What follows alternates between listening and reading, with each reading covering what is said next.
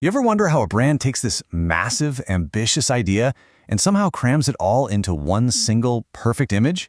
Well, today, that's exactly what we're doing. We're going to pull back the curtain and break down how the home decor brand Homenetik managed to capture its entire local-to-global vision in just one picture. I mean, this is the real challenge, isn't it? It's not just about making something look pretty. It's about taking a brand's whole philosophy, its mission, its vibe, and embedding it into a single visual. So how on earth did they do it? Let's start right at the beginning. Okay, so first things first, we've got to get a grip on the core idea. The entire visual, everything we're about to see, is built on the foundation of Homenetik's brand philosophy. And it all kicks off with their mission statement. This single sentence, you can think of it as the roadmap, the North Star for everything that comes next. It's their promise, celebrating authentic, handcrafted stuff and bringing it to modern homes, all over the world.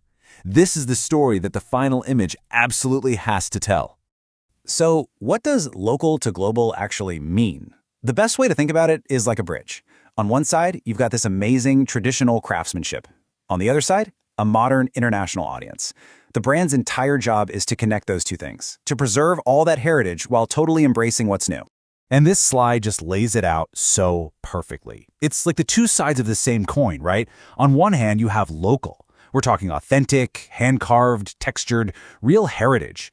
Then on the other side, you've got global, which is all about modern, connected, 24/7 accessible. The real creative challenge, the whole puzzle, is how you merge these two worlds so they feel like one. Okay, so we've got the abstract idea down. The next step is to make it real, to make it tangible. So, where does a story like this actually take place? Well, it all starts with picking the perfect scene. A living room. I mean, it's the perfect choice, isn't it? It really is the heart of the home, the one place where all these different styles can meet and hang out together.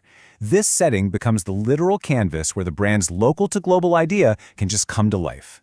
So our stage is set. Now it's time to bring on the actors. And in this story, the actors are the objects themselves. We're talking about the actual, tangible pieces that are going to tell this story of craftsmanship and heritage. The whole point here is to pick things that just scream authentic, You need to be able to see the artisan's touch in the wooden furniture, to practically feel the texture in the woven rugs. Every single piece can't just be decoration. It has to be a character in the story. And this is where things get really, really clever. It's not just about the big statement pieces, like the furniture. It's about the little things, the subtle hints. Maybe a set of carving tools just placed on a shelf, or a beautiful mural in the background. These are the details that build a whole world and make you believe it's real. But look, having all the right objects, that's only half the battle. How do you make sure they all come together to create the right feeling, the right atmosphere? Well, that's where crafting the mood comes in. Now, this is where the real magic happens. We're moving away from just the physical stuff and into the emotional feeling of the space. The brand has to create a very specific mood, and they do that by carefully mixing together a few key ingredients. First up, the mood needs to be elegant. This is absolutely crucial because it immediately positions the brand as premium. We're not talking rustic or folksy here. This is about a level of sophistication and class that makes you understand, okay, this is high-end. Next, it has to feel authentic. In a world where everything is mass-produced, people are craving something real. The customer has to believe in that story of the artisan. That genuine, handcrafted quality has to just shine through every little detail. That's how you build trust. Then you layer on this feeling of being globally connected. The room shouldn't feel like it's from one specific village or one single country. It needs to feel like it could be in London or Tokyo or New York. Super welcoming, modern, and totally open to a global customer. And finally, it has to be timeless. This can't feel like some fleeting trend that's going to be out of style next year. No, this is all about creating a lasting, classic look that kind of connects the past, the present, and the future all at once.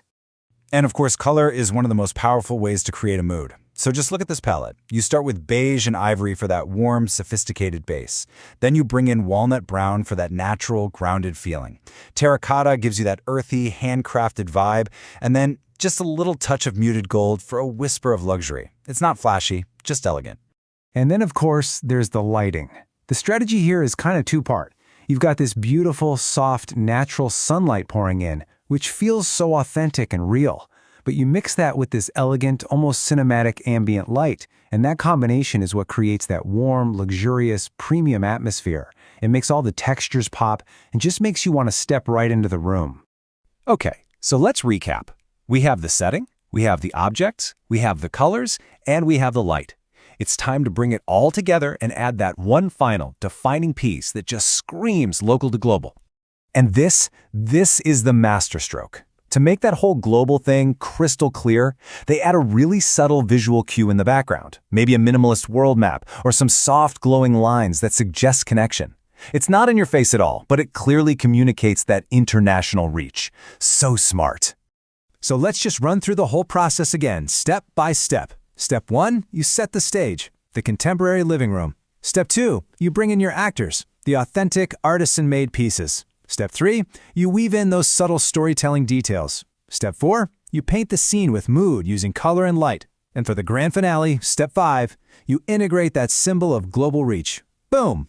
And there's one last, really important detail. The technical side of things has to be flawless. The final image has to be ultra-realistic, super high resolution. Why? Because it's probably the first thing a potential customer sees on the website, and it has to immediately tell them you've arrived at a premium, high-quality brand.